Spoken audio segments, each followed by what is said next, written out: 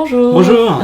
On se retrouve pour notre 4e épisode déjà. Cette semaine, on va étudier De Néphi 2, donc chapitres 1 et 2. Quand j'ai vu qu'on avait que 2 chapitres par rapport à 6 chapitres la semaine dernière, je me suis dit « Ah, tranquille cette semaine !» Et après, je me suis rappelé qu'il y avait De Néphi 2 dedans.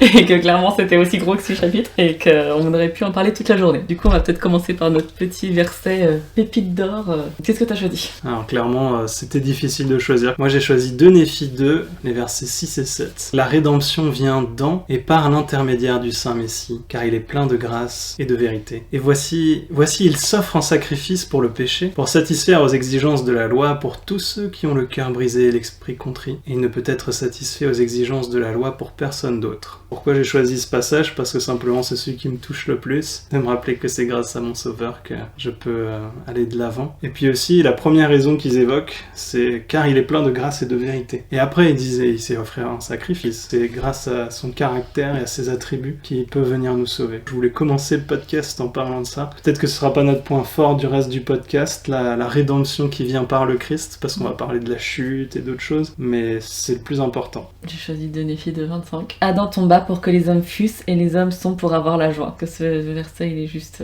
hyper profond parce qu'il mêle dans le même verset la chute et le but de notre vie. Même s'il a l'air tout simple et hyper direct, en réalité, on pourrait en discuter pendant des heures parce que qu'est-ce que la joie et qu'est-ce que la joie n'est pas et comment est-ce qu'on peut la ressentir dans notre vie. Bon, bien sûr, je pouvais pas m'empêcher de prendre une citation issue du discours de notre prophète Joie et survie spirituelle. Il est clair que Léhi connaissait l'opposition, l'anxiété, la peine, la souffrance, la déception et le chagrin. Pourtant, il déclara avec hardiesse et sans réserve un principe révélé par le Seigneur. Les hommes sont pour avoir la joie. Imaginez, de tous les mots qu'il aurait pu employer pour décrire la nature et l'objectif de notre vie ici, dans la condition mortelle, il a choisi le mot joie. La vie est remplie de déviations et d'impasses, d'épreuves et de problèmes en tout genre. Chacun d'entre nous a probablement connu des moments de détresse, d'angoisse et de désespoir qui l'ont presque englouti. Pourtant, nous sommes ici pour avoir la joie ? Oui, la réponse est un oui catégorique. Mais comment cela est-il possible ? Et que devons-nous faire pour obtenir la joie que notre Père Céleste a en réserve pour nous ? Ensuite, il donne plusieurs exemples. Et il nous rappelle aussi cette citation que j'aime beaucoup. C'est cela, les saints peuvent être heureux en toutes circonstances. Nous pouvons éprouver de la joie, même quand nous passons une mauvaise journée, une mauvaise semaine ou même une mauvaise année. Mes chers frères et sœurs, la joie que nous ressentons dépend peu de notre situation, mais entièrement de l'orientation de notre vie. Lorsqu'elle est centrée sur le plan du salut de Dieu et sur Jésus-Christ, que le président Monson vient nous enseigner, et sur son évangile, nous pouvons connaître la joie, quoi qu'il arrive ou n'arrive pas dans notre vie.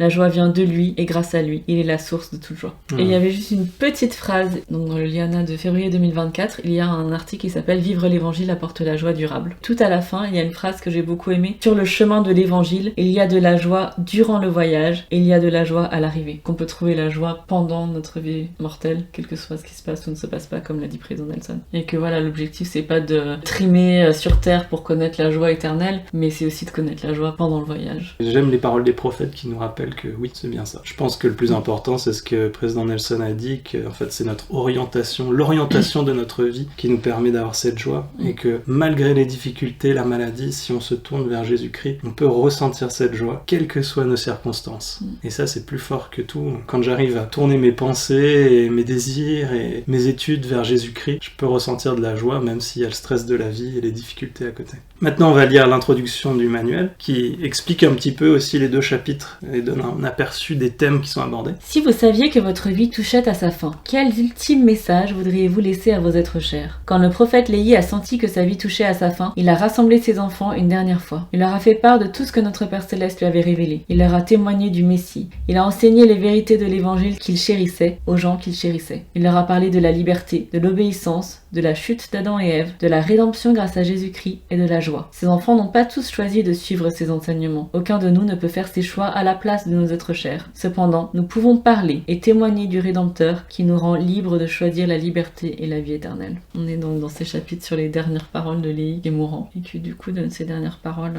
bien choisies à ses enfants. On va maintenant partager nos passages préférés du podcast. Lily des Hoyos Anderson, en fait, elle est consultante en thérapie. Les couples et la famille. Elle donne des bons conseils sur l'éducation, sur les relations familial. Et le premier passage que j'ai quand même choisi de garder, c'était un passage sur l'exceptionnalisme américain, on va dire. Et qu'en fait, dans 2 Néphi 1:5, on lit « Nous avons obtenu une terre de promission, une terre qui est préférable à toutes les autres terres. » Et au verset 7, « C'est pourquoi cette terre est consacrée à ceux qui l'amènera. Et s'ils le servent selon les commandements qu'il a donnés, ce sera pour eux une terre de liberté. C'est pourquoi ils ne seront jamais réduits en captivité. S'ils le sont, ce sera pour cause d'iniquité. Car si l'iniquité abonde, la terre sera maudite pour eux. Mais pour les justes, elle sera bénie à jamais. » Et elle commente ça. Je trouvais qu'elle avait des points assez intéressants auxquels je n'avais pas pensé avant. Je la cite. Elle dit « Nous savons que Sion peut être établi n'importe où maintenant. Ce n'est plus venez en Utah, comme c'était le cas avant, dans les premiers jours du rassemblement d'Israël et du début de l'Église. Mais il y a quand même quelque chose de spécial à propos de ce pays dont il est bon de parler. » Et après, elle parle justement du fait que c'est une terre bénie et elle cite un géographe, Peter Zeihan, dans son livre « The Occidental Superpower ». En fait, elle parle du fait que, même d'un point de vue géographique, l'Amérique est un pays vraiment béni. Elle parle notamment du fait que le Mississippi est l'un des plus longs fleuves navigables du monde, avec une longueur de 3700 km. J'avais fait une petite recherche, le Nil il fait presque le double quand même. Mais peut-être qu'il n'est pas navigable de bout en bout comme le Mississippi, donc ils en parlent plus particulièrement, et que le Mississippi n'est que l'un des 12 principaux fleuves navigables aux États-Unis, et que collectivement, tous les fleuves de cette zone d'Amérique ont une longueur de 23 500 km. Elle fait une comparaison avec la Chine et l'Allemagne, qui ont que 3200 km en comparaison, donc presque 10 fois moins. Alors c'est vrai qu'on peut pas comparer l'Allemagne aux États-Unis, juste si on compare Chine,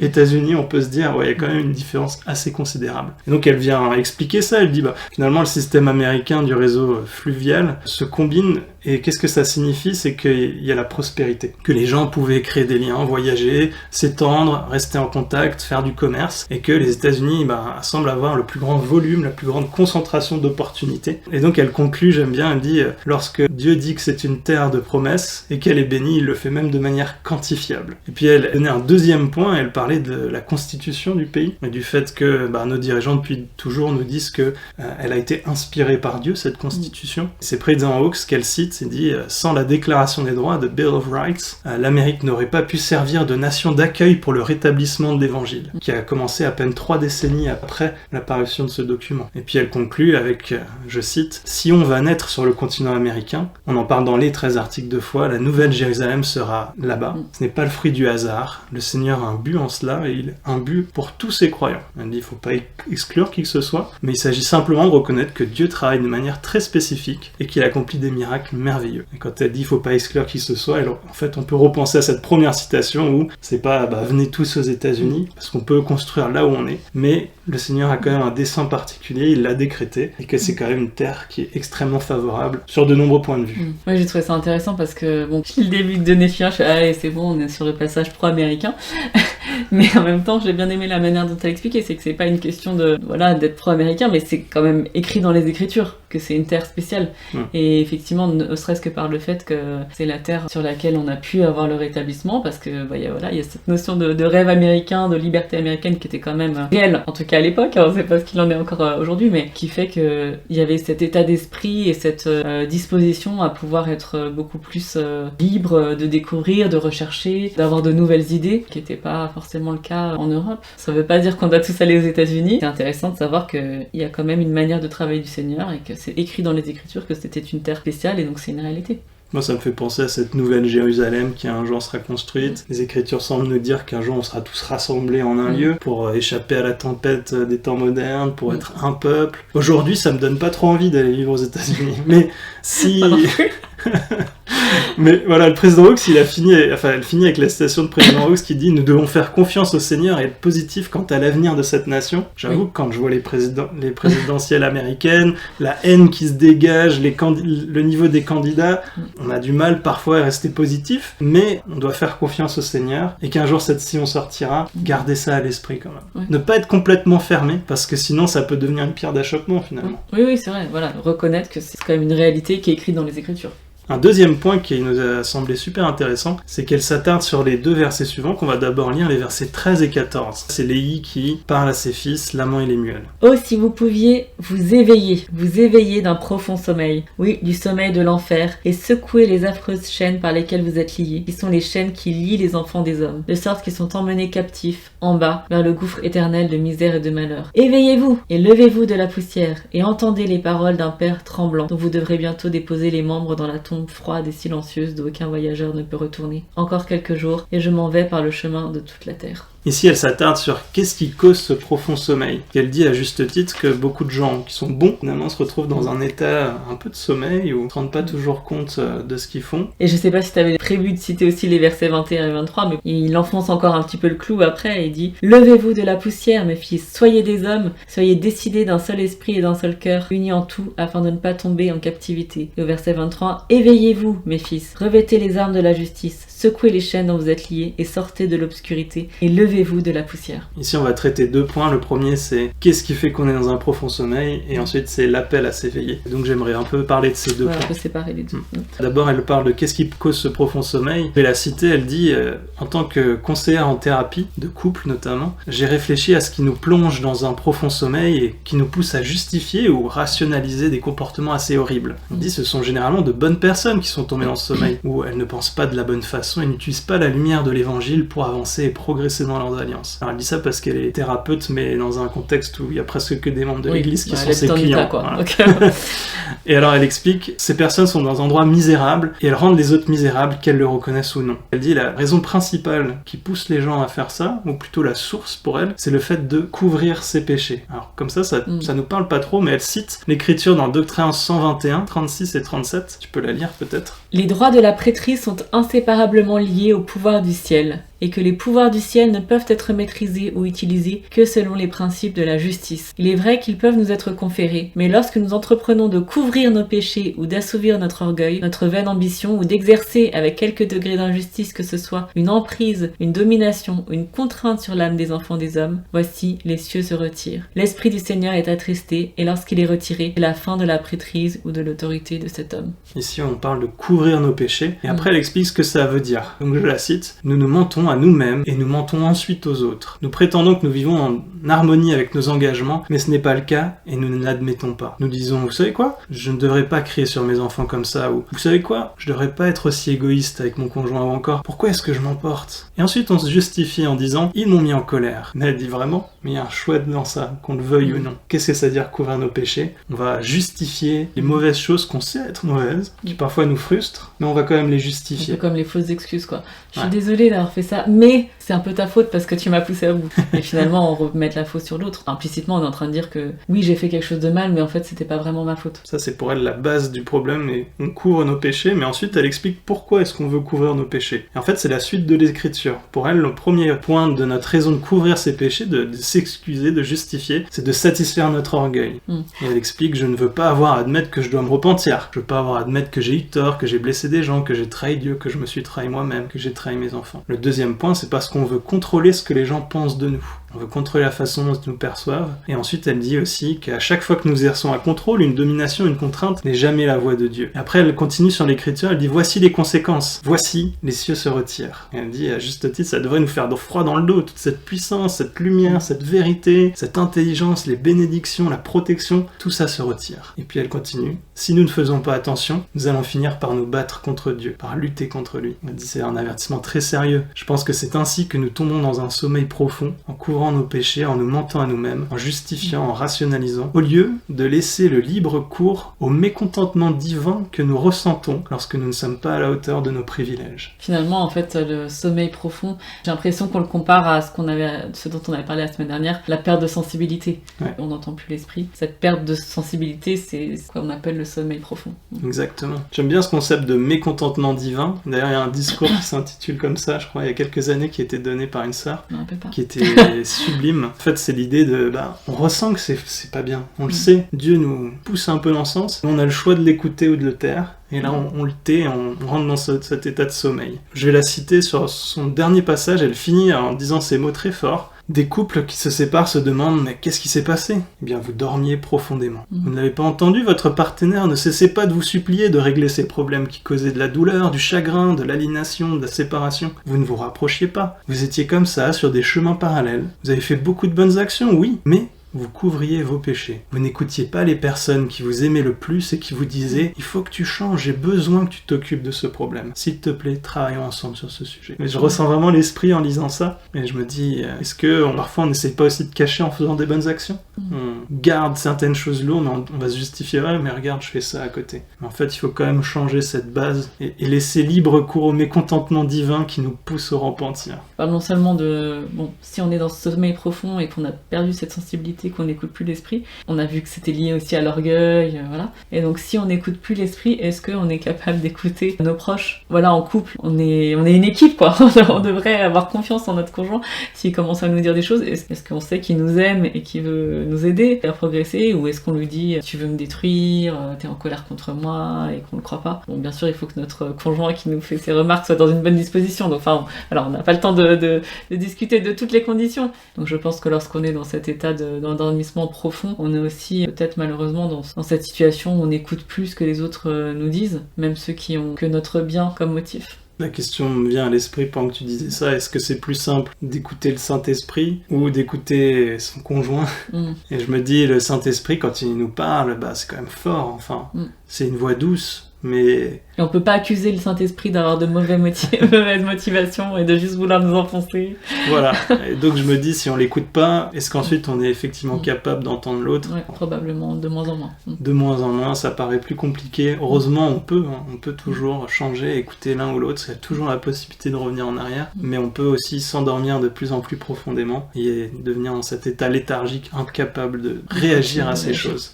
Juste un autre point, même au verset qu'on a pu lire par rapport à Doctrine et Alliance, on parle de la prêtrise et ça s'adresse peut-être plus spécifiquement aux hommes. Il y a un passage intéressant où elle nous rappelle que l'homme n'est pas l'ennemi et elle donne un exemple justement d'une patiente qu'elle a eue. Elle me dit « Une amie m'a dit qu'elle connaissait une femme qui avait été tellement blessée par les hommes qu'elle avait du mal à prier un Dieu masculin. Et elle m'a demandé « Que lui diriez-vous » Et j'ai répondu « Je dirais ceci. Je suis désolée que vous ayez été blessée par des hommes. Elle avait subi de graves sévices en commençant par son père, puis elle a eu un mari très violent. D'autres hommes dans sa vie ont également trahi sa confiance. Elle a subi beaucoup de blessures qui sont si horribles et contraires à la volonté de Dieu. Mais je lui dirais, son sauveur est un homme. Il est le seul nom donné par lequel nous pouvons venir à Dieu. Laissez-moi vous aider à guérir de vos blessures. Laissez-moi vous aider à comprendre que l'homme n'est pas l'ennemi. Le mal est l'ennemi. Le péché est l'ennemi. Ce n'est ni l'homme ni la femme. Et nous tombons dans ces pièges que Satan a tendus aux pieds imprudents. Et parfois, nous sautons dedans à pieds joints parce que nous pensons que nous devons être des adversaires, que nous devons être en compétition plutôt qu'en coopération. Mais nous sommes conçus pour créer une synergie dans nos différences. Et ces différences sont une bénédiction. J'aime particulièrement ce passage, cette idée de synergie. C'est vrai que de nos jours, il y a de plus en plus ce conflit homme-femme, quelle est la place de l'un et de l'autre. En fait, à un moment, elle en parle clairement, enseignons à nos enfants qu'on est différents et que ces différences sont bonnes et qu'elles sont complémentaires. Et si elle parle de synergie, la synergie, c'est que quand deux choses viennent ensemble, ça fait pas 1 + 1 = 2, c'est 1 + 1 = 3, quoi.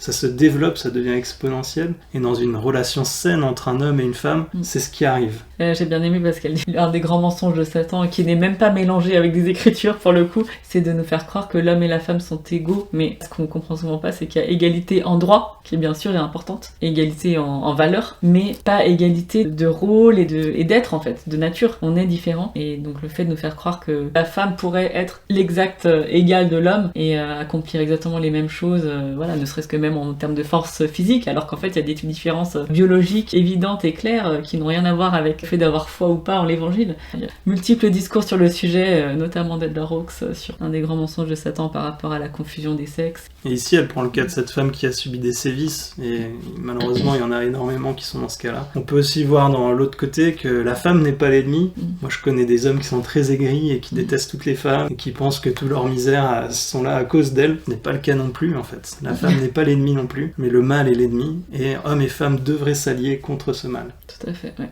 Un autre point que j'ai beaucoup apprécié, après avoir compris qu'on peut être endormi et comment ça se passe, bien sûr, elle parle aussi du fait de s'éveiller. Elle cite frère Nelson qui a donné un discours « Nous pouvons faire mieux et être meilleurs » en avril 2019. Et il a dit « Frères, nous avons tous besoin de nous repentir. Nous devons nous lever du canapé, poser la télécommande, et moi j'ajoute le téléphone, et nous éveiller de notre sommeil spirituel. Il est temps de revêtir les armes de Dieu afin de prendre part à l'œuvre la plus importante ici-bas. » Alors j'aime bien parce qu'il dit « Il est temps de revêtir les armes de Dieu ». Dans 2 Néphi 1:23, ils disent « Éveillez-vous mes fils, revêtez l'armure de la justice ». Donc on peut se demander c'est quoi ces armes de Dieu, c'est quoi cette armure. Et ici, président Nelson en donne une sorte d'interprétation. Il dit par la suite « Le Seigneur a besoin d'hommes altruistes qui font passer le bien des autres avant le leur. Il a besoin d'hommes qui s'efforcent délibérément d'entendre la voix de l'esprit avec clarté. Il a besoin d'hommes de l'alliance, qui respectent leurs alliances avec intégrité. Il a besoin d'hommes qui sont déterminés à rester purs sexuellement, d'hommes dignes que l'on peut appeler au pied levé pour donner des bénédictions, le cœur pur, l'esprit propre et les mains bien disposées. Le Seigneur a besoin d'hommes avides de se repentir, d'hommes qui servent avec zèle et font partie du bataillon de dignes détenteurs de la prêtrise du Seigneur. Et ce que j'aime, c'est qu'ensuite il nous bénit. Il dit « Je vous bénis pour que vous deveniez ces hommes. Je vous bénis pour que vous ayez le courage de vous repentir quotidiennement et pour que vous appreniez à exercer tout le pouvoir de la prêtrise. Je vous bénis pour que vous communiquiez l'amour du Sauveur à votre femme, à vos enfants et à toutes les personnes qui vous connaissent. Je vous bénis pour que vous fassiez mieux et soyez meilleurs. Et je vous bénis pour qu'en faisant ces efforts, vous viviez personnellement des miracles. » Quelle magnifique bénédiction. Et parce que notre prophète et notre Sauveur nous bénit pour ça, je pense que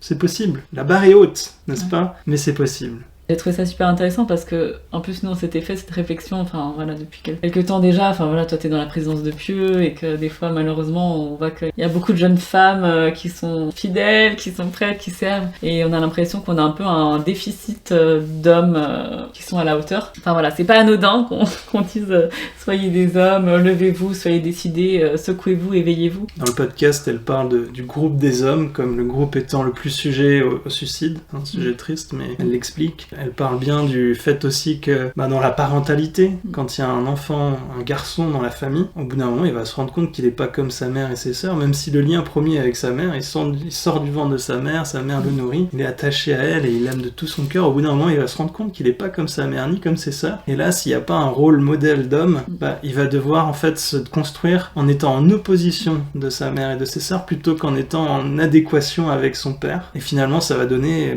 une génération, et c'est ce qui arrive, une génération d'hommes en colère, qui abusent les femmes, qui disent beaucoup de choses violentes contre elles, parce qu'il y a un manque de ces hommes dans le foyer. Donc là, elle parle de la société en général. Tu le disais, moi, dans l'église, on s'inquiète beaucoup parce qu'on voit qu'il y a beaucoup plus de femmes, en tout cas en France, on peut le voir, je sais pas comment c'est dupliqué à l'étranger, mais en France, on voit qu'il y a beaucoup plus de jeunes femmes dignes que de jeunes hommes dignes au niveau des jeunes adultes. C'est compliqué parfois pour nos jeunes sœurs de trouver quelqu'un. J'ai aussi l'expérience triste, là j'ai un ami qui m'a dit, il y a quelques semaines je parlais avec un missionnaire de retour, et puis c'était l'heure de l'école du dimanche, il était à l'église, mais il était dans le couloir, en train de jouer à un jeu vidéo sur son téléphone, et je suis venu lui parler, et il a même pas levé les yeux de son téléphone.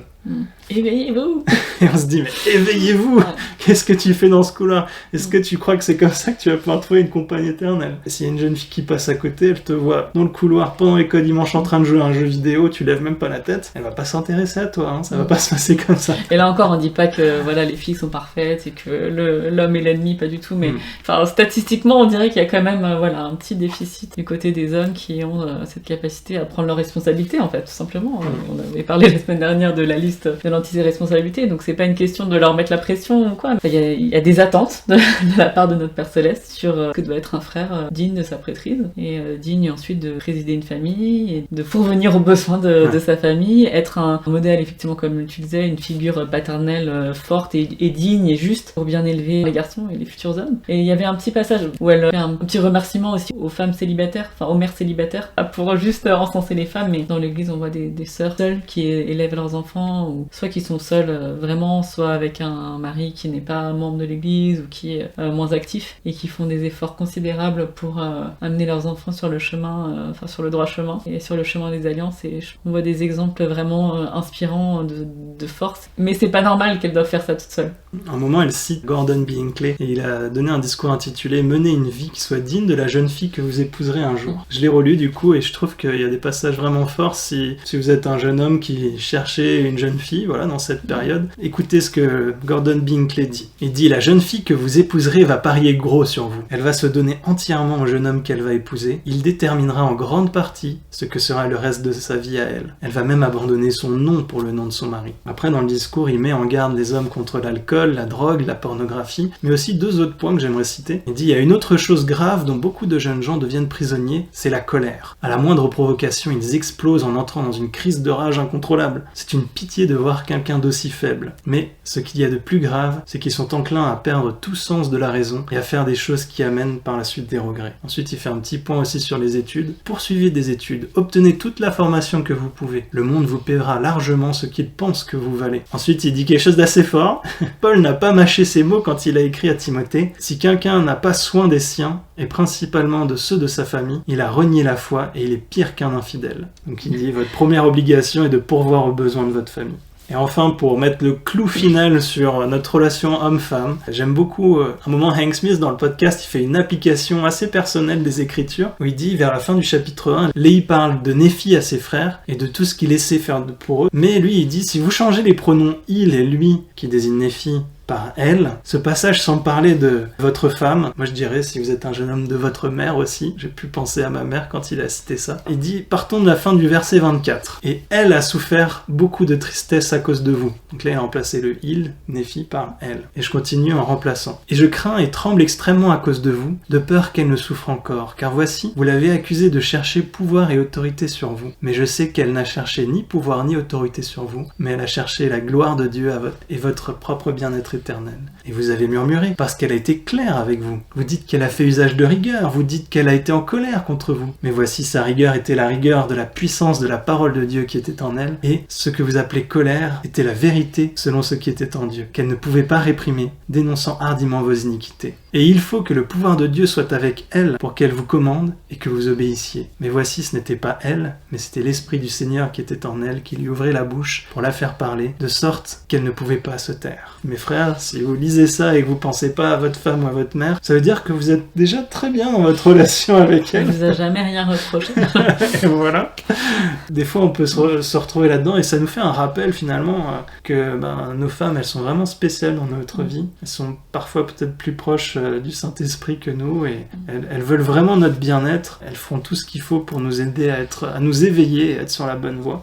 Moi, ça m'a particulièrement touché ce passage. Moi, ça m'a fait penser, encore une fois, quelle relation on a avec notre conjoint, en fait. Est-ce que on est dans une relation qu'on a besoin de nourrir, sur laquelle on travaille pour vraiment être dans une relation de confiance et être une équipe et d'oser être vulnérable avec son conjoint et de pouvoir s'écouter quand il y a aussi des choses qui sont pas toujours les plus agréables à dire? Ou est-ce qu'on est dans une relation de compétition, d'opposition, à croire qu'il est contre nous et qu'il veut nous enfoncer et nous reprocher des choses? Est-ce que j'ai vraiment le bien-être éternel de mon conjoint en tête ou est-ce que je veux juste lâcher ma colère et vider mon sac et lui reprocher plein de choses qui sont pas forcément les plus importantes? Et après, ça peut, si on n'a pas la chance non plus d'être en couple, bien sûr s'élargir aussi à des relations de confiance qu'on peut avoir avec notre famille, avec des amis. C'est important d'avoir ces personnes-là sur qui on peut compter pour nous soutenir dans des moments aussi où des fois on peut avoir besoin qu'on nous dise certaines choses. Je me dis aussi, des fois, on est tellement blessés, nous et notre conjoint, parce qu'on n'a pas arrêté de se piquer, que ça devient difficile de s'ouvrir à l'autre. Est-ce que tu aurais un conseil, si quelqu'un se trouve dans cette situation, qu'est-ce que cette personne peut faire pour commencer un processus de guérison et de bonne entente? Je pense celle de Christopherson. Stop it! Just stop it! Just stop it! Non, mais je sais pas, j'ai pas de solution miracle. Je pense que si on a laissé malheureusement s'accumuler plein de petites contrariétés et de petites piques, évidemment, c'est pas la manière de faire du Seigneur et la bonne manière de construire une relation dans laquelle on a ensuite envie de s'ouvrir à l'autre. Faut déjà arrêter ça. Et peut-être qu'on va pas pouvoir, du jour au lendemain, avoir le cœur suffisamment ouvert. Mais il va falloir peut-être d'abord remonter la pente et réparer cette relation pour être de nouveau dans une position où on a confiance en l'autre. Ça me fait penser, récemment on en discutait, à l'époque de Joseph Smith, il y avait une sœur qui était très en colère contre lui et qui propageait plein de mensonges et qui était virulente. Et Joseph Smith se demandait qu'est-ce qu'il peut faire, et il a pris à ce sujet. Et dans sa prière, il a ressenti « va t'excuser auprès d'elle ». Il s'est dit « mais de quoi est-ce que je dois m'excuser ? Je sais même pas ». Et il y est quand même allé, et il lui a dit « je m'excuse si par mon comportement j'ai pu vous blesser ou vous faire ressentir quelque chose comme ça ». Puis elle a fondu en larmes, et puis ça y est, ils ont réussi. Donc l'idée c'est que La personne ressent des choses qui sont bien réelles pour elle, même si parfois nous on voit pas d'où ça vient, ni comment elle a pu en arriver là, et simplement de le reconnaître et de venir s'excuser, ça peut désamorcer les choses d'une façon incroyable. Venir s'excuser peut déclencher le miracle du pardon et de la réconciliation. L'important c'est pas qui a raison et qui a tort, Voilà. c'est est-ce qu'on a envie de rétablir la relation et de retrouver la paix et l'esprit, ou est-ce qu'on a envie d'avoir raison. Et donc c'est deux choses complètement différentes, dont une est importante et l'autre pas. Et il y a aussi cette notion de on peut pas nier les émotions de quelqu'un. Voilà. Donc après on peut pas nier que nous on n'a peut-être pas eu l'intention d'offenser, on n'avait pas l'impression d'avoir dit quoi que ce soit de grave, mais si la personne a été offensée, on peut pas lui dire t'as pas le droit de ressentir cette émotion, t'as pas le droit d'être blessé parce que j'ai rien fait pour te blesser. Pas nier ces émotions qui sont tout à fait réelles, juste reconnaître que la personne, ce qu'elle ressent, c'est réel, et même si on le comprend pas, venir avec peut-être un cœur ouvert et essayer de demander pardon pour régler les problèmes. Et nous, ce sera une belle leçon d'humilité aussi, de demander pardon quand on n'a pas l'impression d'avoir fait quelque chose de mal. Je pense que on peut se sentir proche de notre sauveur qui a été maltraité alors qu'il a jamais rien fait de mal quand on fait ce genre de choses. Et puis ça me fait penser à une autre chose, donc ça c'est une première chose qu'on peut faire pour désamorcer. Et une autre, c'est quelque chose que j'ai ressenti dans un entretien il y a pas longtemps où quelqu'un qui faisait beaucoup de bonnes choses a reçu un commentaire très négatif d'un de ses dirigeants et en fait ça l'a extrêmement blessé, il était effondré, il disait mais enfin je comprends pas. Et puis on a beaucoup échangé, il s'est senti mieux et à la fin, à un moment je me suis senti poussé à lui dire est-ce que tu pries pour ton dirigeant? Puis il m'a dit plus maintenant quoi, enfin c'est vrai que ça s'est arrêté petit à petit. Et je lui ai dit, en fait, prie, mais pour voir cette personne comme notre Père Céleste le voit. Faut pas prier pour dire, j'espère qu'il va bien, bénis-le. Non, essaye de voir comment Père Céleste le voit. Je pense que si on prie pour voir une autre personne comme Père Céleste le voit, et qu'on a une relation conflictuelle avec cette personne, difficile, pleine de souffrance, alors notre Père Céleste peut déverser un baume guérisseur sur nous si on a cette foi et cette confiance. Je pense que ça peut être une autre clé pour guérir une relation brisée ou difficile dans un couple. Ça me fait juste penser à un article que j'avais lu dans l'Ami sur le harcèlement, où c'était une petite fille qui était confrontée à un garçon qui était pas gentil avec elle, et sa maman lui avait dit quelque chose qu'elle a jamais oublié, c'est que souvent ceux qui sont méchants, ils ont des choses difficiles qui se passent dans leur vie. Et donc elle a décidé justement de voir cette personne comme notre Père Céleste la voit, de se dire s'il est méchant, peut-être que en fait il a de la colère en lui et ça sort sur moi, mais en fait ça n'a rien à voir avec moi. Peut-être que cette personne elle souffre et peut-être qu'elle a besoin d'amour en retour pour arrêter d'avoir ces manifestations négatives qui sortent. C'était mon sentiment aussi face à ce dirigeant qui avait blessé l'autre personne. Je disais en fait ce dirigeant il a besoin d'une grande dose d'amour. Mais comment la lui donner quand t'as été blessé quoi? C'est difficile. Oui, c'est difficile d'aimer nos ennemis. N'est-ce pas? L'invitée du podcast de cette semaine, elle a quand même pointé des choses qui n'étaient pas du tout les choses que moi j'avais pointées. Ça m'a vraiment éclairé sur certaines choses. Et au deuxième verset du chapitre 2, néanmoins Jacob, mon premier-né dans le désert, tu connais la grandeur de Dieu et il consacrera tes afflictions à ton avantage. J'avais pas été touchée par ce verset avant d'entendre le commentaire de l'invité du podcast. J'avais vu le Jacob, tu connais la grandeur de Dieu, donc déjà je me suis dit waouh, là il vient de nous faire tout un chapitre où il s'adresse essentiellement à l'amant et les muelles, donc il y a beaucoup de remontrances, de secoues, etc. Et là il s'adresse à Jacob et il commence par tu connais la grandeur de Dieu. Donc on voit qu'il s'adresse pas à n'importe qui. Et dans la même phrase, il consacrera tes afflictions à ton avantage. L'un n'exclut pas l'autre. Au contraire, ça va souvent ensemble, j'ai envie de dire presque. Et juste si je peux me permettre une autre mini digression, il y a quelque chose qu'elle a dit qui était très intéressant lorsqu'elle est passée au chapitre 2, c'est qu'elle a dit quelque chose, c'est un chapitre puissant, mais franchement n'importe quel chapitre qu'on approfondit devient un chapitre puissant. Par rapport à ce qu'on avait dit la semaine dernière sur le Liaona et le fait que des fois on a l'impression qu'il y a des nouvelles lignes qui apparaissent dans les écritures, dès qu'on étudie un petit peu plus profondément, on se rend compte vraiment de la richesse des écritures. Et donc elle parle du but de l'affliction, dans le chapitre de l'opposition, donc la nécessité de l'opposition en toute chose, de la chute, etc. Mais j'avais pas pensé à parler nécessairement de la présence de l'affliction dans notre vie, et donc j'ai trouvé super intéressant ce qu'elle dit. Elle cite plusieurs détaillés sujets, mais voilà, le fait que dans l'affliction, on apprend des choses qu'on peut pas apprendre autrement. Et à un moment, elle nous dit, lorsque tout va bien, qu'on est béni, on se sent bien, c'est agréable, mais c'est pas dans ces moments-là qu'on apprend le plus. Dès lors qu'on a connu certaines périodes très compliquées de souffrance, je pense qu'on ressent la réalité de ce qu'elle dit. Voilà, j'ai pas envie de partir sur des détails hyper personnels, mais elle dit une citation de C.S. Lewis que j'ai beaucoup aimée. La dureté de Dieu est plus douce que la douceur des hommes, et sa contrainte est notre libération. Elle parle du concept d'antifragile, et on avait déjà parlé avant par rapport à son profil de thérapeute, et sur le fait qu'on est fait vraiment pour grandir dans l'affliction. Antifragile, c'est l'idée que justement quand on se casse, qu'il y a quelque chose de fragile qui se fait. Même dans le sport, on voit que les muscles ils grossissent, une fois qu'ils ont été en fait malmenés entre guillemets. Donc notre croissance du coup est faite par cette opposition. Par cette opposition. Elle dit c'est ainsi que nous avons été créés par notre Père Céleste pour grandir sous la contrainte. Nous ne grandissons pas lorsque nous ne soulevons pas de poids ou que nous ne faisons pas face à l'opposition. C'est impossible. Il n'y a pas moyen de développer des muscles sans les solliciter. Si nous ne voulons rien de cette vie, nous pouvons essayer d'éviter toutes les douleurs et tous les chagrins. De toute façon, ce n'est pas possible. C'est un vain effort que d'essayer de penser que le confort est le but. Ce n'est pas le cas. Comme nous le rappelle notre prophète, Dieu ne s'intéresse pas à notre confort, mais à notre croissance et à notre progrès. C'est le plan. Et n'y a-t-il pas d'autre moyen? Non, il n'y en a pas d'autre. J'ai déjà dit, il y a des types de foi qui ne peuvent grandir que dans l'obscurité. Je veux cette foi. Je la veux tout entière. Je veux tout ce que Dieu peut faire de moi. Et elle parle d'expérience personnelle assez forte sur ce qu'elle a vécu de souffrance. Mais voilà, du coup, j'ai trouvé que c'était vraiment important de parler de ce point. Et est-ce qu'on croit ça? Je pense que quand on a des moments très difficiles, on se rend bien compte que c'est dans ces moments-là qu'on prie avec le plus d'intensité et de ferveur, et que c'est pas dans ces moments-là que notre prière, qu'on divague dans nos pensées, quoi. Ouais. Le Christ, quand il était à Gethsémane et que la douleur devenait insupportable, il priait plus instamment. Et ça a toujours été une leçon pour moi dans l'adversité. Même le Christ, il priait plus fort à ce moment-là. Et je pense qu'il faut avoir aussi cette vision plus large. Le Christ a vaincu la mort, et grâce à lui, toutes choses seront réparées, et que ces afflictions restent que pour un moment. Et c'est ça qui rend parfois ce qui est intolérable, tolérable. De savoir que le Christ est la bonne nouvelle, et qu'il a tout vaincu, et qu'il réparera tout, il essuiera nos larmes, et il n'y aura plus de chagrin un jour. Et on peut s'accrocher à ça, orienter notre vie vers ça, pour supporter n'importe quelle situation. C'est une bonne transition avec ce que tu viens de dire. Elle parle de cette image de l'alchimiste qui transforme le plomb en or, et en fait que Dieu, c'est exactement ce qu'il fait dans notre vie. Tous les chagrins, les douleurs, et il peut les transformer en or, en choses extrêmement précieuses, et même en joie, en connaissance, voilà, en progression en fait.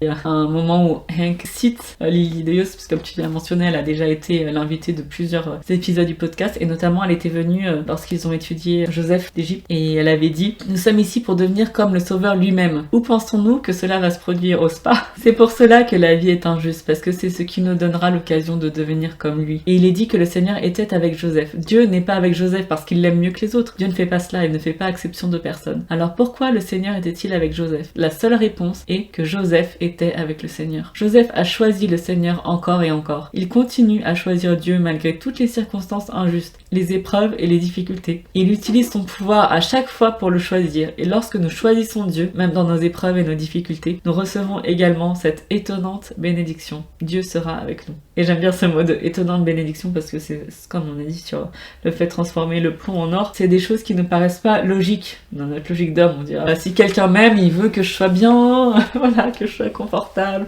que je sois à l'aise, et il veut pas me faire souffrir. Mais en fait, Dieu veut nous faire grandir et veut nous faire devenir comme lui. Et en fait, il veut qu'on soit bien et tout ça, mais oui. Il a la vision plus longue. Oui. Et il sait qu'on pourra pas l'être tout à fait.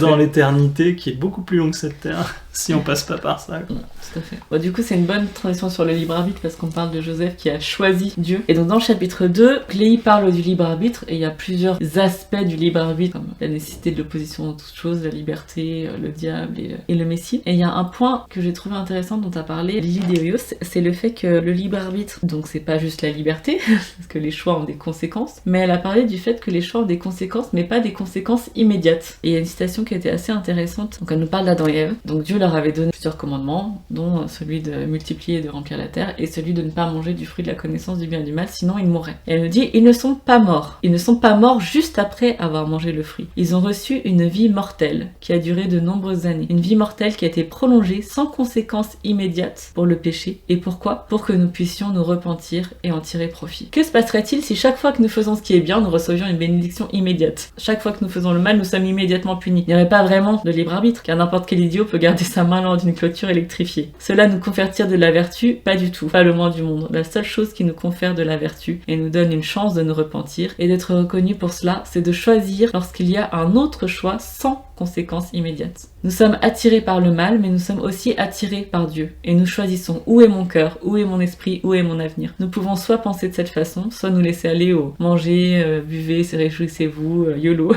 et toutes ces choses folles que Dieu a permis de nous séduire pour que notre vie ait un sens et ne soit pas une contrainte. Qu'effectivement, si les conséquences étaient immédiates, on n'aurait pas vraiment besoin de choisir. Si fumer une cigarette nous donnait le cancer du poumon instantanément, personne ne fumerait. Effectivement, on voit que ça ne peut pas être ainsi et qu'il faut choisir et apprendre à choisir et c'est ça qui va développer notre caractère, notre nature. Quand on lit 2 Néphi 2, verset 27, c'est pourquoi les hommes sont libres selon la chair et tout ce qui est nécessaire à l'homme leur est donné. Et ils sont libres de choisir la liberté et la vie éternelle par l'intermédiaire du grand médiateur de tous les hommes ou de choisir la captivité et la mort selon la captivité et le pouvoir du diable, car il cherche à rendre tous les hommes malheureux comme lui. Et c'est vrai que quand on lit ce verset, on se dit, bon ben c'est simple, tous les choix, c'est soit la liberté et la vie éternelle, soit la captivité et la mort. Mais bon, on voit que la réalité, c'est qu'au quotidien, dans la vie, c'est pas toujours aussi simple que ça. Là, il nous donne la longue vue. Il dit, bah effectivement, tous vos choix, ça va aboutir soit à l'un, soit à l'autre. Ouais. Mais en fait, dans le concret, si je couvre mes péchés un petit peu, là, au contraire, ça peut m'arranger dans l'immédiat, je vais pas me prendre la tête avec mon épouse. Et donc, on se dit, la réaction immédiate, elle est bien meilleure, donc je vais partir là-dessus. Et du coup, ça, voilà, après, elle enchaîne un petit peu sur des applications dans l'éducation, la parentalité et le fait d'apprendre à nos enfants à attendre la récompense, voilà, sortir de ce cycle de gratification immédiate et instantanée dans laquelle on tombe aussi malheureusement avec les écrans et la dopamine, etc.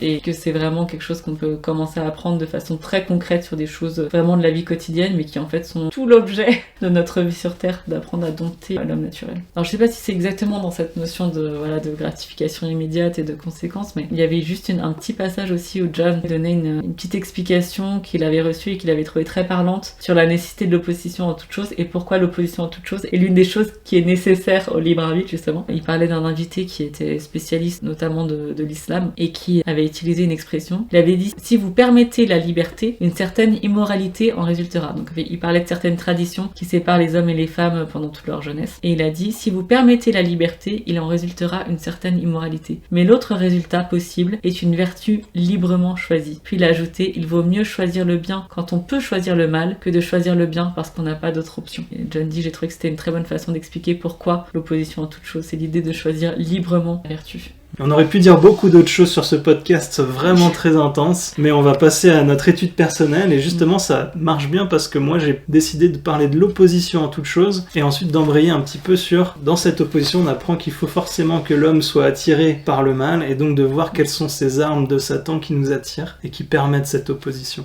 Donc je partais de 2 Néphi 2:11 où il dit il doit nécessairement y avoir une opposition en toute chose et dans le même verset un peu plus loin il dit chaque chose doit nécessairement être un composé. C'est pourquoi si c'était un seul corps, cela devrait nécessairement rester comme mort. Ça m'a fait penser à plein de choses, et je suis parti dans les Deutéronomes 93, au verset 29, il dit « L'homme était aussi au commencement avec Dieu, l'intelligence ou la lumière de la vérité n'a été ni créée ni faite, et ne peut assurément pas l'être. Toute vérité est indépendante dans la sphère dans laquelle Dieu l'a placée, libre d'agir par elle-même, et il en va de même pour toute intelligence, sinon il n'y a pas d'existence. » Voilà, il y a 2 points très forts. Il parle de l'homme et de l'intelligence qui était au commencement, qui n'a pas été créée, qui ne peut pas l'être. Alors l'intelligence dans Abraham, au chapitre 3, les versets 22-23, il nous parle du fait que c'était peut-être notre stade avant d'être un enfant d'esprit. Le Seigneur, il a montré à Abraham les intelligences qui furent organisées avant que le monde ne fût. Il dit, parmi toutes celles-là, il y en avait beaucoup de nobles et de grandes. Dieu vit que ces âmes étaient bonnes, il se tint au milieu d'elles et il dit, de ceux-ci je ferai mes dirigeants. Donc on voit un parallèle entre l'intelligence, qui était en fait l'homme, l'intelligence, qui n'a pas été créée, ne peut pas l'être, mais qui est placée dans une sphère où elle est libre d'agir, ce qui est dit, sinon il n'y a pas d'existence. Et au verset 31, il dit, voilà, c'est là qu'est le libre arbitre de l'homme, et c'est là qu'est la condamnation de l'homme. Donc on se rend compte que l'homme, depuis le début, ou en tout cas depuis le moment où il a pris ses intelligences pour en faire ses enfants, on a été placé dans une sphère où on est libre d'agir, autrement il ne peut pas y avoir d'existence. Et que Marion G. Ramney, dans le livre The Act and Doctrine que je suis en train de lire, a expliqué que la mortalité sans le libre arbitre ferait des hommes et des femmes des marionnettes dans les mains du destin, et qu'il n'y aurait pas d'existence. Il a ajouté, pour cette raison, la protection du libre arbitre est plus importante que la préservation de la vie elle-même.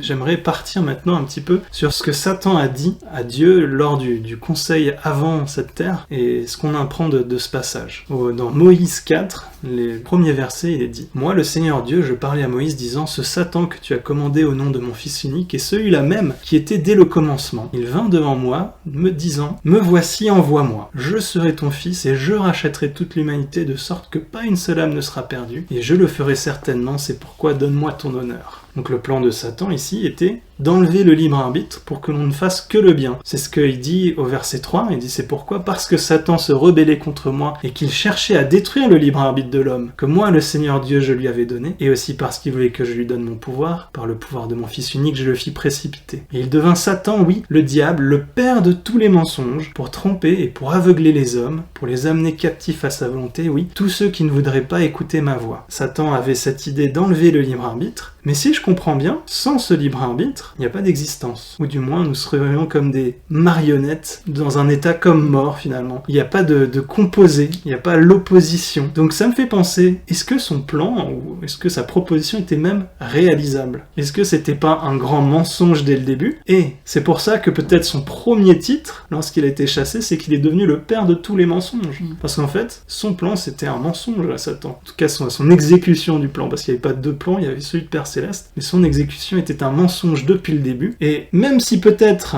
ça aurait pu fonctionner, on aurait pu envoyer tous les hommes, ils étaient obligés de faire le bien, il y avait un autre mensonge, c'est que sans le fait de pécher, de souffrir et de connaître la rédemption, en fait c'est impossible de recevoir la vie éternelle. Oui, et puis par rapport à ce qu'on a dit juste tout à l'heure, impossible de devenir comme Dieu si on n'exerce pas notre libre arbitre. Exactement. Le fait d'être forcé à faire le bien, ce n'est pas exercer son libre arbitre et c'est pas ça qui nous fait grandir. Donc c'est mon idée, c'est mon postulat, mon idée personnelle, c'est pas la doctrine officielle de l'Église, mais je pense que ce que Satan proposait était un mensonge irréalisable. Et que c'est pour ça qu'on l'appelle le père de tous les mensonges, et justement il va nous en dire beaucoup d'autres des mensonges. Et c'est pour ça que je suis parti ensuite sur quelles sont les autres stratégies de Satan. Je crois qu'on avait d'ailleurs déjà cité une citation de ça, je crois que c'est Eldor Christopherson, sur le fait que ce qu'on doit faire c'est pas une somme d'actions, c'est pas quelque chose de mathématique, le but c'est pas de faire des choses, mais c'est de devenir quelque chose. Et donc si Satan nous avait forcé à faire le bien, on aurait fait le bien si c'était possible, mais on serait pas devenu comme Dieu. Alors pour voir les autres techniques de Satan, on peut lire même les versets juste après dans Moïse 4, 6 et 7. Voilà, Satan mit cela dans le cœur du serpent, et il essaya de séduire Ève, car il ne connaissait pas la pensée de Dieu. C'est pourquoi il essayait de détruire le monde. Il dit à la femme, oui, Dieu a-t-il dit, vous ne mangerez pas de tous les arbres du jardin? Et là on a une première stratégie de Satan. Un petit peu de vérité, enfin un petit peu de... ici il dit... C'est pas de la vérité, mais... Voilà, et en fait ici ce qu'il fait c'est qu'il remet les commandements de Dieu sur le tapis pour pouvoir les questionner. Nous, en concret, t'arrives en soirée avec tes potes, tu bois vraiment pas d'alcool? Vous ne mangerez vraiment pas de tous les arbres? Donc il les met là pour peut-être nous sentir, nous faire en fait inconsciemment re-questionner le commandement de Dieu. Et donc Ève lui dit, on mangera tout sauf celui de l'arbre de la connaissance du bien et du mal, parce que si on en mange, on mourra. Et là il dit, vous ne mourrez point. Deuxième stratégie, il parle de l'immédiateté physique. Non, vous n'allez pas mourir. Et c'est ce que tu as dit tout à l'heure, les choix n'ont pas une conséquence toujours immédiate. C'est de supprimer l'aspect spirituel et long terme, il va nous faire penser à ce qui arrive tout de suite. Et au verset 11, mais Dieu sait que le jour où vous en mangerez, vos yeux s'ouvriront, et vous serez comme des dieux, connaissant le bien et le mal. Et ici, il met un peu Dieu en opposition ou en position d'ennemi avec nous, et dire qu'en fait Dieu sait, il tire un profit, peut-être un profit injuste, il abuse de vous, que si vous obéissez à ses commandements, vous aurez pas quelque chose. Okay. Oui, là il est en train de dire il vous cache des choses, il veut pas que vous deveniez aussi fort que lui, et en fait c'est tout l'inverse. Je trouve déjà dans ce passage on voit que le Satan est un menteur et qu'il a des stratégies très précises qu'il utilise depuis le début. Maintenant il y a d'autres stratégies qui ont été données par Frère Hollande. Lisez dans 2 Néphi au chapitre 28 les versets 20, 21 et 22. Il dit que c'était 3 grandes stratégies que Satan utilise très couramment. Car voici en ce jour-là il fera rage dans le cœur des enfants des hommes et les incitera à la colère contre ce qui est bon. Premier point, nous pousser à la colère. Il en pacifiera d'autres et les endormira dans une sécurité charnelle, de sorte qu'ils diront tout est bien, si on prospère, tout est bien. Et c'est ainsi que le diable trompe leur âme et les entraîne soigneusement sur la pomme de l'enfer. Ici il y a l'idée d'endormir. Tout à l'heure on parlait de sommeil, endormir dans une sécurité charnelle. Et ensuite le 3e point, et il en entraîne d'autres par la flatterie, en leur disant qu'il n'y a pas d'enfer. Il leur dit oui, je ne suis pas un démon car il n'y en a pas. Et c'est ainsi qu'il leur chuchote aux oreilles jusqu'à ce qu'ils les saisissent de ces chaînes affreuses où il n'y a pas de délivrance. Il n'y a pas longtemps j'ai eu un entretien avec un frère qui allait pas bien et qui me disait j'ai été en colère parce qu'il y a eu certains commentaires qui ont fait des commentaires qui auraient jamais dû avoir lieu, mais sa réaction était de se mettre en colère. Il m'a dit que moi quand je suis en colère je me distance. Du coup il a commencé à arrêter d'aller à l'église et c'était très intéressant parce qu'il m'a dit la semaine dernière c'était la première fois où en n'allant pas à l'église je me suis pas senti mal. Et là, on voyait qu'il était pacifié dans son cœur. Quand il m'a dit tout ça, ces écritures me sont revenues à l'esprit. Je lui ai dit, d'abord, tu te mettras en colère, ensuite, tu seras pacifié. Il a dit, ah bah, les 2 premières étapes, elles me sont déjà arrivées. Et en fait, j'ai pu voir qu'en plus, il y avait peut-être même un processus dans ces 3 stratégies. Heureusement, ce frère, il a compris la situation dans laquelle il était. Aujourd'hui, il s'est secoué de ses chaînes. Mais vraiment, l'adversaire est très subtil. Il faut qu'on fasse attention à la colère et à ça, d'être pacifié, à la flatterie. En Doctrinalence 10-20, il parle de cette colère. Et je trouve que c'est très fort parce qu'ici, on voit une stratégie typique de certains membres qui, après avoir quitté l'église, s'attaquent à elle. Au verset 20, il dit « En vérité, je te le dis, Satan a une grande emprise sur leur cœur. Il les excite à l'iniquité contre ce qui est bon. » Au verset 24, il excite leur cœur à la colère contre cette œuvre. Oui, il leur dit « Trompez et mettez-vous à l'affût pour saisir afin de détruire. Voici, il n'y a pas de mal à cela. » Et ainsi, il les flatte et il leur dit qu'il n'y a pas de péché à mentir pour surprendre un homme dans un mensonge afin de le détruire. C'est ainsi qu'il les flatte et qu'il les conduit jusqu'au moment où il entraîne leur âme en enfer, et c'est ainsi qu'ils se font prendre à leur propre piège. Et à la fin, il finit au verset 28, « En vérité,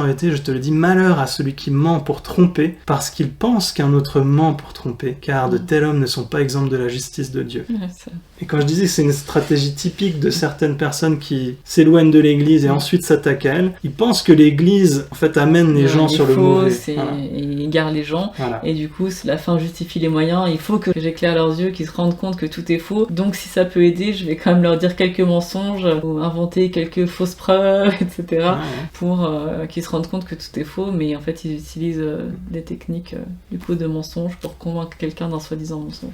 Exactement. Et ce qui m'inquiète, c'est que je pense que dans les premières étapes de ça, la personne sait qu'elle ment. Elle sait qu'elle va aller contre un principe juste, et parce qu'elle est en colère, on a la colère juste avant, elle va se faire l'avocat de ce principe faux, mais petit à petit, elle saura même plus qu'elle est en train de mentir, elle va être enfoncée, enserrée dans ce mensonge, et elle va commencer à le croire, comme on le voit avec les antéchrists du livre de Mormon. Corior, Alma 30, j'ai tellement prêché ça que j'ai eu du succès, que j'étais persuadé. Il y a tellement de gens qui m'ont cru que j'ai cru que c'était vrai ce que je disais. Mais le piège est sur le premier mensonge, quand on sait qu'on ment, là il faut qu'on s'arrête tout de suite, sinon on va très vite être enchaîné. Quand on parle des chaînes de l'enfer, Alma il explique dans Alma 12 très bien ce que c'est. Dans le verset 10, il dit « Celui qui s'endurcit le cœur, celui-là reçoit la plus petite partie de la parole. » Au verset 11, « Et ceux qui s'endurcissent le cœur, la plus petite partie de la parole leur est donnée, jusqu'à ce qu'ils ne connaissent rien de ces mystères. Et ensuite, ils sont faits captifs par le diable et entraînés par sa volonté sur les pentes de la destruction. Voilà ce que l'on entend par les chaînes de l'enfer. » Juste pour finir sur cette idée des chaînes de l'enfer, à la fin de l'épisode de Corior, l'antéchrist, dans Alma 30, au verset 60, il dit « Et ainsi nous voyons la fin de celui qui pervertit les voies du Seigneur, et ainsi nous voyons que le diable ne soutiendra pas ses enfants au dernier jour, mais les entraîne rapidement sur les pentes de l'enfer. » Alors en anglais, ils disent pas entraîne, ils disent drag, et drag c'est traîner par terre au sol. C'est beaucoup plus violent comme image que entraîner, qui peut être un peu plus neutre, ça peut être moral, mais on n'a pas l'image physique de on traîne par terre avec une chaîne, mais c'est ce que Satan fait vraiment. Et là on peut reconnaître les addictions aussi, où petit à petit on se fait traîner là où on ne veut pas, et on n'a plus le choix d'y aller, parce qu'on est enserré dans ces chaînes. D'où l'importance de les secouer dès qu'on peut, et de garder aussi peut-être une petite note d'espoir, parce que là j'ai beaucoup parlé des stratégies de Satan qui sont affreuses, mais de garder conscience que le Sauveur peut briser toutes les chaînes, il l'a fait. Et si vous êtes dans une situation affreuse en ce moment, je vous invite à jeûner à ce sujet. Dans un des chapitres d'Ésaïe, il parle bien que l'on rompt toute espèce de joug par le jeûne, et moi je témoigne que c'est vrai que le jeûne vraiment nous permet de rompre toute espèce de joug. Je vous invite vraiment à aller au jeûne pour vous libérer, et ne pas vous faire traîner au sol avec des chaînes affreuses, là où vous ne voulez pas être. Ouais, j'ai toujours beaucoup aimé ce passage. Le diable ne soutiendra pas ses enfants au dernier jour. Ça va bien avec de Néphi 2 à la fin du verset 27. Car il cherche à rendre tous les hommes malheureux comme lui. Et j'aime bien, à un moment, il y a John qui dit, si on devait faire l'énoncé de mission de notre Père Céleste, souvent on citerait peut-être Moïse 1.39, car mon œuvre est ma gloire et l'immortalité et la vie éternelle de l'homme. L'énoncé de mission de Satan, c'est rendre tous les hommes malheureux comme lui. Ouais.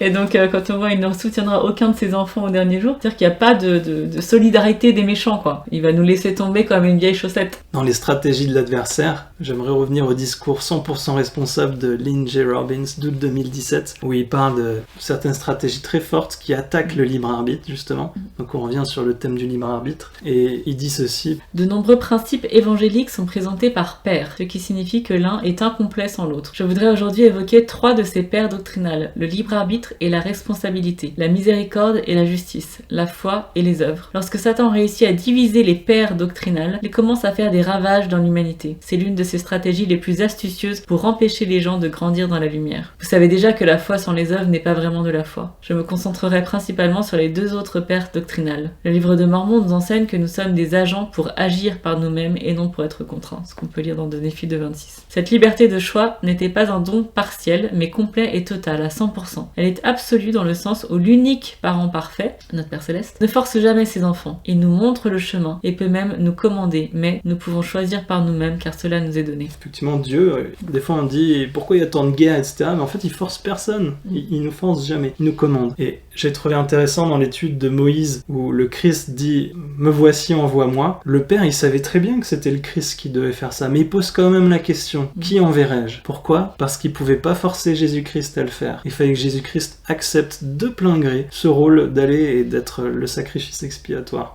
Justement par rapport à ce que tu disais tout à l'heure, que le diable nous traîne. Tu disais, Dieu ne nous traîne jamais. Dieu nous conduit par l'exemple et on doit le suivre, mais il va pas nous tirer. Je pense qu'il y a un modèle important pour l'éducation de nos enfants aussi. On n'est pas censé en fait les forcer à faire des choses. Alors, de toute façon, on se rend rapidement compte que c'est très compliqué de les forcer à faire des choses. On peut y arriver, mais en général les résultats sont plutôt négatifs. Par contre, on peut leur enseigner qu'il y a des conséquences à leur choix, et ça c'est plus important d'avoir conscience qu'il y a des conséquences négatives à des choix négatifs, plutôt que de juste savoir qu'il faut toujours obéir à papa, maman. Je pense que c'est plus important. Enfin, utiliser le modèle du coup de Dieu, quoi, qui est que on a le libre arbitre, n'est pas de la liberté absolue. On a le droit de choisir, mais chaque choix a des conséquences, et on doit enseigner par l'exemple. L'une des stratégies les plus astucieuses de Satan pour prendre le contrôle de notre libre arbitre n'est pas une attaque frontale contre notre libre arbitre, mais une attaque sournoise contre le fait d'être responsable de nos choix. Sans responsabilité, tous les bons dons de Dieu pourraient être détournés à des fins malveillantes. Par exemple, la liberté d'expression sans responsabilité peut être utilisée pour créer et protéger la pornographie. Les droits d'une femme peuvent être détournés pour justifier un avortement inutile. Lorsque le monde sépare les choix de la responsabilité, il conduit à l'anarchie, à une guerre des volontés ou à la survie du plus fort. Le libre arbitre sans la responsabilité pourrait s'appeler le principe de Coriolis, car c'est sa doctrine. Ce qu'il advenait de tout homme dans cette vie dépendait de la façon dont il se gouvernait. C'est pourquoi tout homme prospérait selon son génie et tout homme conquérait selon sa force, et tout ce qu'un homme faisait n'était pas ancré. Les conséquences négatives ayant été supprimées, l'action est désormais débridée, comme s'il n'y avait jamais de compte à rendre. Si Satan ne parvient pas à séparer totalement le libre arbitre de la responsabilité, l'un de ses plans de secours consiste à émousser ou à minimiser les sentiments de responsabilité. C'est ce qui est dit avec le principe de Néor par l'Antéchrist au début d'Alma au chapitre 1, et on lit que toute l'humanité serait sauvée au dernier jour, qui ne devait pas craindre ni trembler, mais qui pouvait lever la tête et se réjouir car le Seigneur avait créé tous les hommes et avait aussi racheté tous les hommes, et à la fin, tous les hommes auraient la vie éternelle. Et là je le cite, il dit « Quelle offre alléchante pour ceux qui cherchent le bonheur dans la méchanceté !» Le principe de Néor dépend entièrement de la miséricorde et nie la justice, une autre séparation de père doctrinale. Nier la justice est similaire à éviter ses responsabilités. Il s'agit essentiellement de la même chose, c'est une stratégie commune à tous les antéchrists du livre de Mormon qui consistait à séparer l'action de la responsabilité, en disant mangez, buvez, soyez joyeux, néanmoins craignez Dieu, il justifiera de commettre un petit péché. Donc il conclut en disant la foi sans les œuvres, la miséricorde sans la justice et agir librement sans responsabilité sont autant de couplets différents de la même chanson séduisante et accablante. Dans chacun de ces cas, l'homme naturel rejette la responsabilité pour tenter d'endormir sa conscience. On retombe dans le sommeil du début. Le chemin se présente comme un voyage sans culpabilité vers le salut, mais il s'agit en réalité d'un détour habilement déguisé vers la destruction. Bon, c'est difficile quand même ces chapitres parce que vraiment il y a trop de choses, il y a trop de choses. On pourrait y passer 4 heures. Que je vais passer à mon point moi d'études personnelles. Cette fois j'ai repris le manuel. J'ai médité un peu à une question en particulier concernant la chute. La chute et l'expiation de Jésus-Christ sont des parties essentielles du plan de notre Père Céleste. Il pose 3 questions. Pourquoi la chute était-elle nécessaire ? Quel a été le rôle de Jésus-Christ dans le fait de surmonter les effets de la chute ? En quoi une bonne compréhension de la chute nous aide-t-elle à mieux comprendre que nous avons besoin de Jésus-Christ ? Je pense que je comprends le rôle de Jésus-Christ dans le fait de surmonter les effets de la chute. Je comprends bien qu'une bonne compréhension de la chute nous aide à comprendre à quel point on dépend de Jésus-Christ, parce que voilà, son rôle de médiateur et de Messie, indispensable pour l'accomplissement du plan de Dieu. Mais je crois pas que je comprends vraiment pourquoi la chute était nécessaire. C'est-à-dire que je comprends pas forcément pourquoi il fallait que ça se passe comme ça. J'ai tendance à, voilà, quand je me pose des questions, un petit peu, peut-être trop souvent, à réagir un peu comme des filles. Je ne connais pas la signification de tout, mais je sais que Dieu aime ses enfants et quelque part ça me suffit. Et... Enfin, ça ne me gêne pas de pas forcément avoir la réponse à ces questions pour ma pratique de l'évangile et pour ma vie quotidienne, et ça n'entame pas mon témoignage. Mais le fait d'étudier un peu plus profondément ces derniers temps, et par rapport à la citation que je donnais au début de l'île d'Idéoios qui dit que n'importe quel chapitre qu'on approfondit devient un chapitre puissant, je me rends compte que finalement quand on fait l'effort de creuser, on peut trouver des réponses à nos questions. Et il y avait référence à un discours de frère Hawkes qui date un petit peu,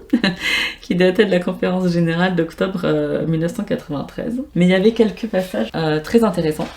L'évangile de Jésus-Christ répond à des questions telles que d'où venons-nous, pourquoi sommes-nous ici et où allons-nous. Et donc c'est vrai que le fait de ne pas avoir la réponse à cette question de pourquoi est-ce que la chute est nécessaire, pourquoi le plan devait être goupillé comme ça m'empêche pas de savoir pourquoi je suis ici, d'où je viens et où je vais. Mais voilà, je comprenais pas forcément pourquoi il y avait besoin de cette phase Éden, pourquoi est-ce qu'il pouvait pas être placé directement sur Terre et commencer à faire des choix, pourquoi est-ce qu'il fallait qu'il fasse forcément un choix qui était contraire à un commandement de Dieu pour démarrer, et surtout pourquoi est-ce qu'il devait enfreindre un commandement de Dieu pour pouvoir en accomplir un autre. Ça me paraissait un peu tordu comme manière en fait de fonctionner. Et malheureusement je n'ai pas encore lu un livre qui m'a été conseillé par Kim et que j'ai hâte de lire parce que elle me l'a très bien vendu et je pense que ça va répondre à beaucoup de questions pour les anglophones si jamais. C'est écrit par Beverly Campbell et qui s'appelle Even the Choice Made in Eden. Un passage du discours de frère Hawkes dit: pour des raisons qui n'ont pas été révélées, cette transition ou chute ne pouvait se faire sans qu'il y ait transgression, un exercice du droit à disposer de soi-même équivalent à la violation délibérée d'une loi. Ce devait être une infraction planifiée, une formalité visant à atteindre un objectif éternel. Léhi a expliqué: si Adam n'avait pas transgressé, il ne serait pas tombé, mais serait resté dans l'état dans lequel il avait été créé. Il n'aurait pas eu d'enfant et serait demeuré dans un état d'innocence, sans ressentir de joie car il ne connaissait aucune misère, sans faire de bien car il ne connaissait aucun péché. Mais la chute était prévue, conclut Léhi, parce que toutes choses ont été faites par la sagesse de celui qui sait tout. On lit ça au verset 24. Peut-être que voilà, j'arrive à le comprendre que oui, j'ai confiance que je comprends pas pourquoi ça devait être comme ça, mais j'ai confiance que Dieu est parfait. Il y a une bonne raison pour laquelle ça devait être fait comme ça. Je trouve ça intéressant qu'ils disent que justement ça n'a pas été révélé. Mon opinion, c'est que Dieu, il vient de le dire, hein, il est parfait. Et en tant qu'être parfait, il va pas créer quelque chose d'imparfait, de corruptible. Et donc pour moi, mon sentiment, je sais pas du tout si c'est la vérité, et j'imagine qu'il y a d'autres choses, c'est que Dieu a créé une terre parfaite et des êtres parfaits et immortels parce que c'est tout ce qu'il pouvait faire. Et qu'ensuite, il fallait par eux-mêmes qu'ils fassent un choix et qu'ils se corrompent par eux-mêmes pour que le plan puisse être mis en marche. Donc merci pour cet élément en tout cas de réponse, parce que je pense que c'est intéressant et c'est quelque chose, comme tu dis, qui, même dans les citations que je vais lire maintenant, il n'y a toujours pas vraiment de piste sur pourquoi ça devait être ça, donc ça en est déjà une. Il dit: ce fut Ève qui fut la première à transgresser les limites fixées en Éden pour mettre en route l'état mortel. Son geste, quelle qu'en ait été la nature, était techniquement une transgression, mais sous l'angle de l'éternité, c'était une glorieuse nécessité pour ouvrir la porte à la vie éternelle. Adam a montré sa sagesse en faisant la même chose. Et ainsi, Adam tomba pour que les hommes fussent, et Ève aussi.